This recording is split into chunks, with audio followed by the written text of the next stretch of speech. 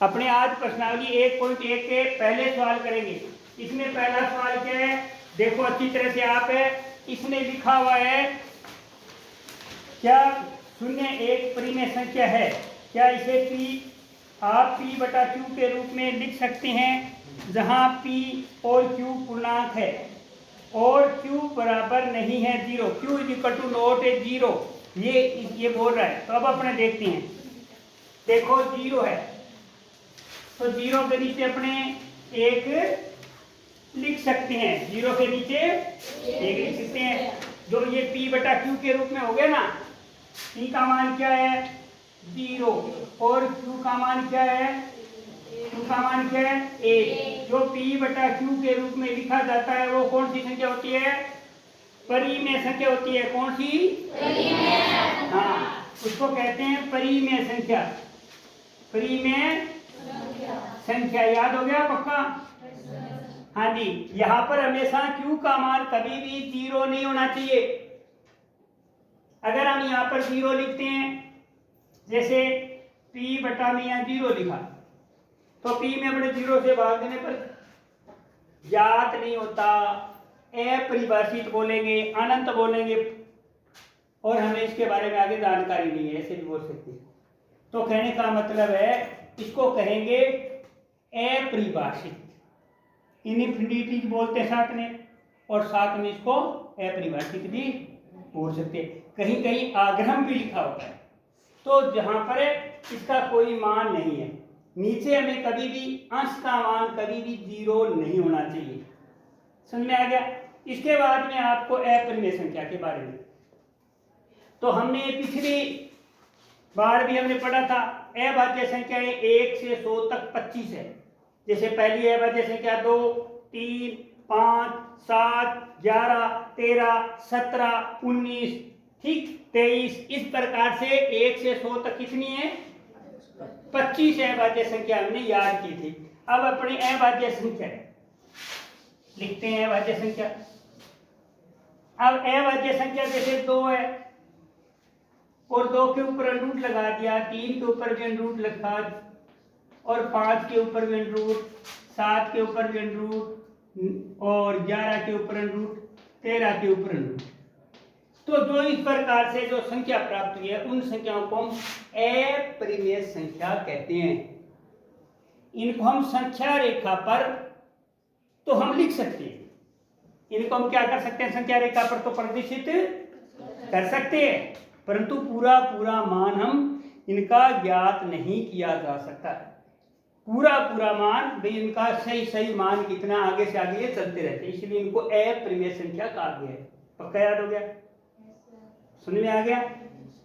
इनका मान पूरा पूरा ज्ञात होता ही नहीं होता वीरेंद्र, नहीं होता, इसीलिए इनको क्या कहेंगे बेटा, अपरिमेय संख्या। अब हम अपरिमेय संख्या का, ये अपरिमेय संख्याओं का समूह हो गया, तो इसमें हम 4 काम होते हैं। एक गणित के अंदर जोड़ना संक्रिय है, एक जोड़ना, एक घटाना, एक गुणा और एक भाग, ये 4 काम हमेशा करते हैं गणित में। तो अब हमारे पास में अपरिमेय संख्या आ गई। अब इन अपरिमेय संख्याओं का पहले हमें जोड़ करना सीखें। देखो कैसे जोड़ करेंगे, √2 प्लस √2 प्लस √2 है, ये समान अपरिमेय संख्या है। क्या है, हाँ, तो समान परिमेय संख्या है, अपरिमेय संख्या, इनके आगे 1 है।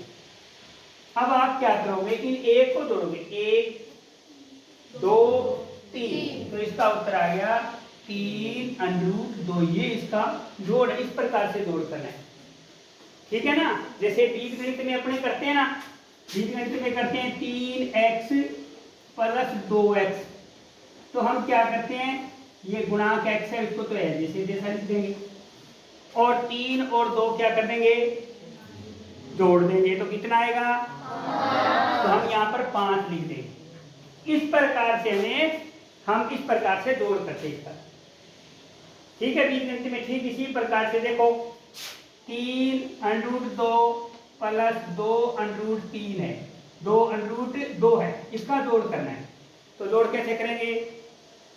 हम समान ये देखो, तो पहले क्या लिख लेंगे? √2 लिखेंगे, और आगे क्या है? 3, और इधर क्या है? 2। तो कितने हो गए? 5। तो यहाँ 5 लिख देंगे। इस प्रकार से ये जोड़े। अब जैसे ये समान है, समान अप्रमेय संख्या है, इनका जोड़े से करना। अब असमान जैसे √2 प्लस √3 है, इसको जोड़ कैसे करेंगे? इसका जोड़ क्या होता है जैसे का जैसा ही लिख देंगे।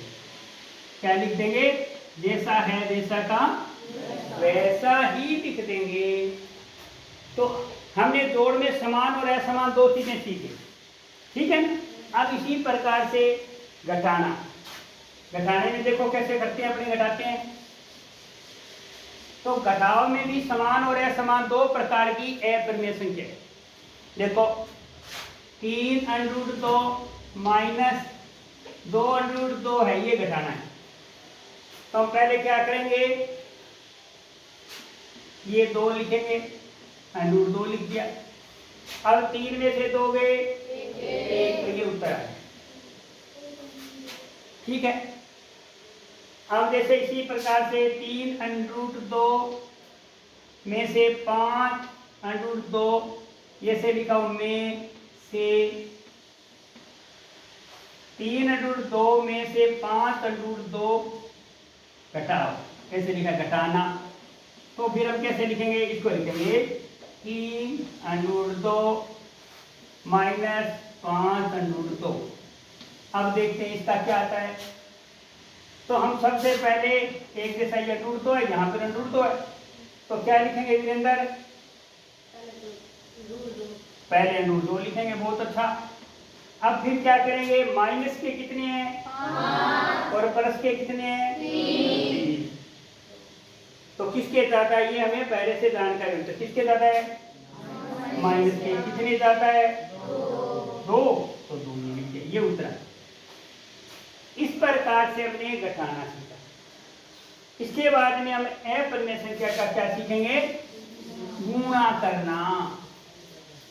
गुणा करने में देखो √2 गुणा √2, तो हमारे पास उत्तर क्या आ गया? 2 आ गया। अब सभी बच्चों ने कहा √2 को √2 से गुणा किया, उत्तर आ गया 2। परंतु 2 क्यों आया, इसकी हमें जानकारी होनी चाहिए। अब देखो ये 2 है, इसके ऊपर घात 1/2 है, ठीक है ना? इसका मतलब क्या होता है? 1/2। फिर बीच में क्या है? गुणा। 2 की घात क्या है? 1/2 है। अब यहाँ हम देख रहे हैं आधार यहाँ पर समान है। आधार क्या है? समान है, तो आधार को तो लिख दिया। तो घात को जोड़ देंगे, 1/2 में 1/2 जोड़ देंगे। तो 1/2 में 1/2 जोड़ेंगे तो हमारे पास में क्या आएगा? 1/2 और 1/2 कितने हो गए? 1 हो गया। आधार आधार जोड़ेंगे तो क्या हो जाएगा? पूरा 1 बन जाएगा। तो इस पर 2 की घात क्या हो गया? 1। इसलिए यहाँ पर 2 लिखा है, ऐसे नहीं क्योंकि मर्जी से लिख दे, मर्जी से 3 लिख दे, मर्जी से 2 लिख दे, ऐसा कुछ नहीं होता है। पहले ये सवाल जितने भी बने हैं वो सारे बच्चे लोग करते हैं, ठीक है ना? उसके बाद में गुरुजी में पास में आते हैं। तो बताओ बच्चे विद्वान है कि गुरुजी विद्वान होते हैं? बच्चे विद्वान होते हैं। सीखने वाले क्या होते हैं? विद्वान होते हैं, बहुत अच्छे बच्चे होते हैं। समझ में आ गया? अब आगे देखते हैं, इसका गुणा और करते हैं आगे। जैसे अपने लिखा हो 2√3 गुणा 2√3 ऐसे लिखा है। आप देखते हैं इस 2 को इस 2 से गुणा करेंगे तो क्या आएगा? क्या आएगा? 4 आएगा। 2 को 2 से गुणा करने पर है 4 आएगा। गुणा √3 को √3 से गुणा करने पर है 6 आएगा। 9 आएगा। अभी बताया √2 को √2 से करने पर तो आया था 2, 3 आएगा। जो बच्चे 3 बोले वो बिल्कुल सही सीख रहे, तो ये 3 लिख दिया। अब इसको गुणा करेंगे तो कितना आ गया? 12। इस प्रकार से हमें अप्रमेय संख्या का जोड़ सीखा, घटाना सीखा, गुणा सीखा। अब क्या शेष रह गया? भाग। तो भाग किसको कहते हैं? भाग कहते हैं बांटने को, बहुत अच्छा। या समान संख्याओं के घटाने को भाग कहते हैं। जैसे 50 रुपये, उसमें से 5 कम कर दिए 45 रह गए, फिर 45 में से 5 कम कर दिए 40 रह गए, फिर 40 में से 5 कम कर दिए 35 रह गए, 35 में फिर 5 कम कर दिए। तो इस प्रकार से बार बार 5 घटा रहे, बार बार संख्याओं को घटाते हैं, एक ही समान संख्या को। तो हम क्या कर रहे हैं? घटाव यानी भाग कर रहे हैं। क्या करें? भाग। अब देखते हैं √2 भाग √2। अब देखते हैं क्या उत्तर आता है। √2 में √2 का भाग दिया तो क्या आएगा? हाँ जी, अब देखो √2 के अंदर √2 का भाग देंगे तो क्या आएगा? 1 आएगा। क्या आएगा? 1। √2 बटा में √2, √2 से √2 कट गया तो क्या आ गया? 1। ठीक है ना। अब जैसे लिखाओ 6√2 भाग 2√2, ऐसे लिखाओ। अब इसको हमें भाग करना है तो क्या लिखेंगे? 6√2 2√2, √2 से √2 कट गया, और 6 में 2 का भाग दिया, कितना आया? 3 आ गया। इस प्रकार से हम भाग करना भी अपरिमेय संख्याओं का सीख चुके हैं। तो प्रश्नावली 1.1 के अंदर है 3 और 4 के बीच की 6 परिमेय संख्याओं को याद करना, ये अपने कल अध्ययन करेंगे और अपने याद करके आएंगे 1 से 100 तक की अपरिमेय संख्याओं को। ठीक है, अभाज्य संख्याओं को।